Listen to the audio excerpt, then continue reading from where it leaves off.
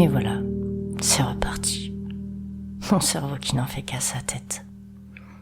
Mais quand va-t-il se mettre sur pause? Quand va-t-il me laisser respirer?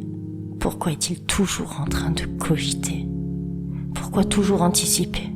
Vouloir le contrôle de que dalle. Il est là, à tout analyser, observer. Et monsieur se permet de faire des probabilités loufoques, les unes derrière les autres.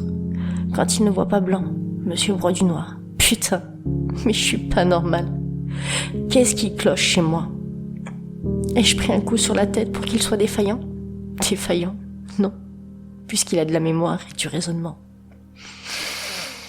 Alors pourquoi élabore-t-il 36 000 scénarios dignes de la loi de Murphy? Qu'a-t-il bien traversé pour toujours mettre de la négativité là où mon cœur y met de l'amour, de la tendresse, du bonheur? Aurait-il gardé des blessures qui n'ont pas encore été soignées? Sont-elles si profondes qu'elles ont laissé des séquelles? Mon cerveau me fait mal. J'ai envie de me l'éclater bien fort contre un mur pour reprendre les esprits. Je veux qu'il arrête de penser à tort et à travers. Oui, c'est vrai que dans ses réflexions, il en sort parfois une vision plus limpide.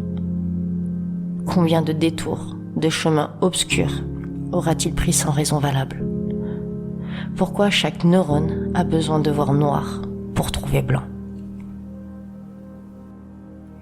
Est-ce une manière de se protéger? Si c'est le cas, quel drôle de délire psychédélique. Je vais pourtant bien, tout roule dans ma vie. Je suis très heureuse. Alors pourquoi vient-il me mettre à mal par toutes ces questions et ces suppositions à la con?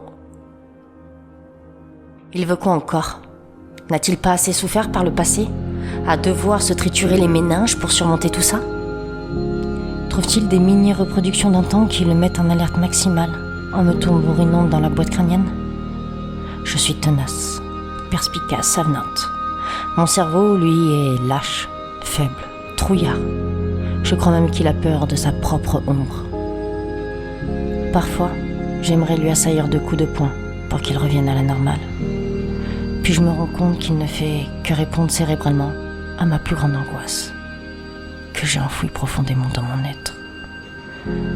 La plus grande qui me paralyse, celle qui peut me mettre en pièces en un quart de seconde, celle que j'ai affrontée une fois et a failli avoir raison de moi, celle qui a voulu me mettre 6 pieds sous terre entre 4 planches, celle qui défie toute logique et qui vous arrache le bide, celle qui vous fait manquer d'oxygène alors que vous êtes sous respirateur, celle qui vous fait voir des ombres alors que vous êtes déjà plongé dans le noir total, celle dont les médecins ont du mal à croire en cette maladie possible, ce cœur qui se brise et torture votre âme, celle qui vous empêche de crier quand plus rien ne va, que l'on ne pense guérir qu'en gobant 10 000 pilules et s'autoriser à fermer les yeux pour la dernière fois.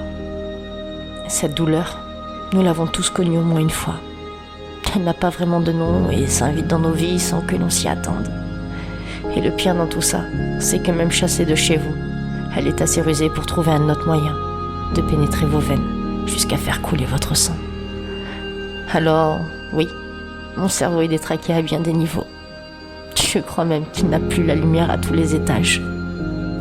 À cause de lui, je suis devenue un peu paranoïaque, méfiante, gauche avec mes mots et parfois blessante.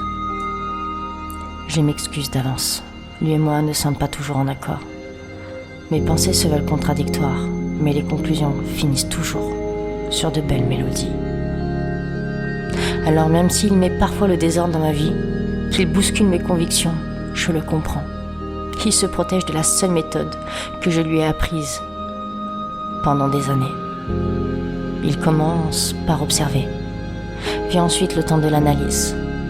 Il comptabilise chaque possibilité, chaque impasse, et même ce qui est inenvisageable, quand il ne se met pas à croire aux dragons dans les caves. C'est ce laps de temps qui est un calvaire pour mon cœur et mon corps. À chaque analyse, il réfute le positif quand c'est nécessaire et logique.